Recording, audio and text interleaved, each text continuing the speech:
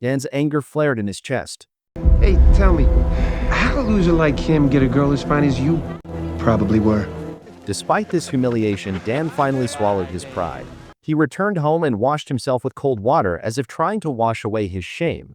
However, lying in bed, the day's scene kept replaying in his mind.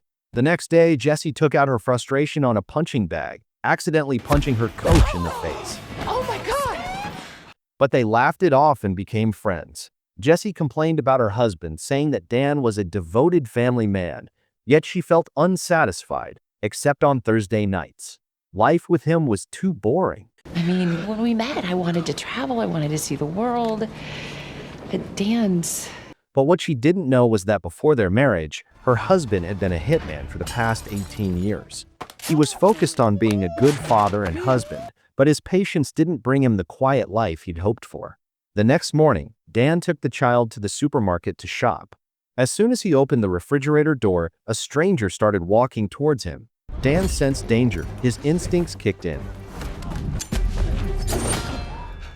Really? Hey, asshole, at least let me put my kid down. The killer didn't listen and launched another attack. Dan had no choice but to protect his child with one hand and block the blows with the other. However, the killer couldn't overpower him. This display completely stunned the neighbors. Dan had always been a polite, gentle man in their eyes. They never expected him to have this powerful side. After eliminating the killer, Dan picked up the diaper and swaggered out of the store, under the astonished gaze of the cashier. He then sped home in his car. His neighbor, frozen with shock, stood motionless. He set his son aside, grabbed a kitchen knife, and headed to the stairs. He scraped the paint off the wall, revealing a yellow button. Dan pulled out a bag full of weapons and a passport, but the passport was expired. Dan had to pull out 2 stacks of cash from the lower compartment. He then called his old friend Carl, telling him that his former boss had discovered his location. Dan asked Carl to help arrange new identities and accommodation for him, his wife, and their 3 children. Afterward, Dan told Jessie he was taking her and the children on a vacation to Las Vegas. Woo! Oh, Yes! so Jessie was surprised, but Dan assured her he'd been planning the trip for a long time. As he spoke, Dan noticed an SUV parked outside. He urged Jessie to leave immediately, or they'd get stuck in traffic. The family set off on their first road trip, but as soon as he reached the entrance of the parking lot, he spotted the black car again, and those inside were staring at him threateningly. At that moment, a bus passed by. When it passed, Dan and his family had vanished. Dan drove the car to a repair shop. He found an excuse to lift it, discovering a tracking device installed on the car's chassis. Thinking fast, he secretly attached the tracker to a coworker's car. His coworker stomped on the gas and sped off, prompting the assassins to chase him. what are you doing? I'm posting about our trip. His wife planned to share the scenic views on TikTok. Do we really need to be posting and tweeting and TikTok? It's all about interaction. Please, I can't do the dad lecture right now. You literally don't even know how to text. Give it up now. The 2 children reluctantly handed over their phones. To their surprise, Dan immediately got rid of the phones. Oh my God, What? Dad! I just freed our family from the shackles of technology. At night, while the whole family was fast asleep, Dan remained wide awake, focused on driving. But suddenly, he noticed someone on the bridge ahead. Dan instantly realized his cover was blown, and attackers on motorcycles quickly sped up behind him. Dan glanced at his wife and children, quietly turned on the car's sound system, plugged in headphones for everyone, and turned the volume up to max. He then pulled a gun from his waist, attached a silencer as the killer closed in. He fired, hitting one of them.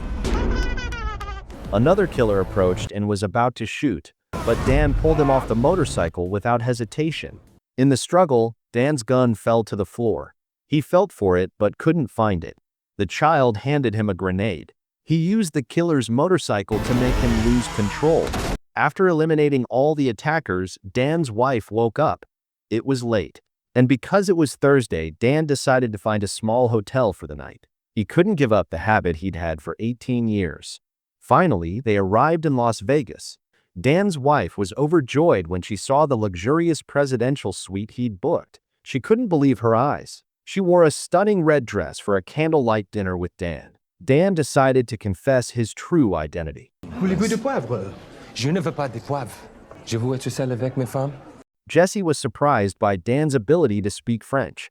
She felt the familiar man in front of her was irresistibly charming, Crazy sexy.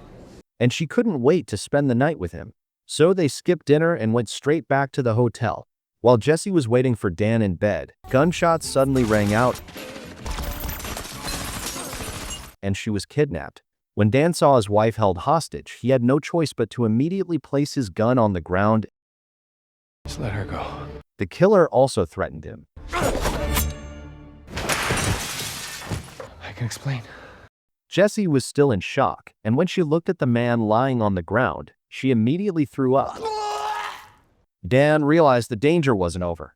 He hurriedly explained as he rushed to find the children.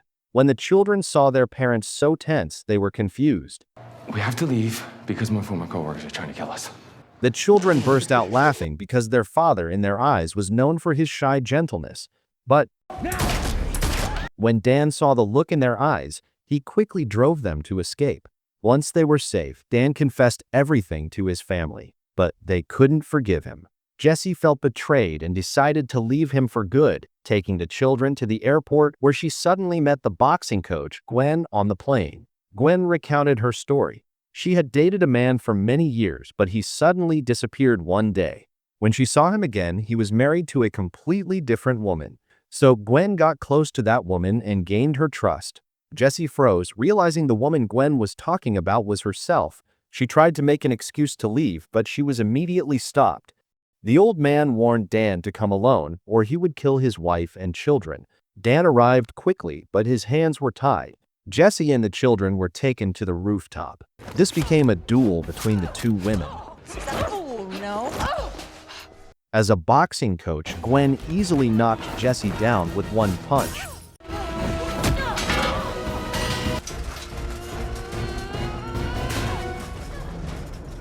Jessie picked up a bamboo stick from the ground.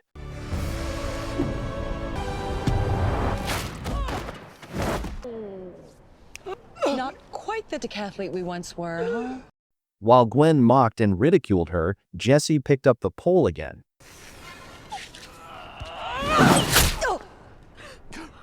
There's not other events, bitch.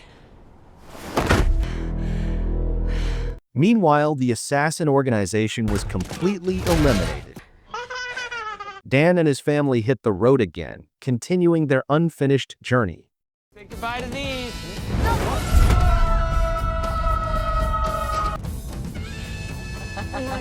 That's not funny.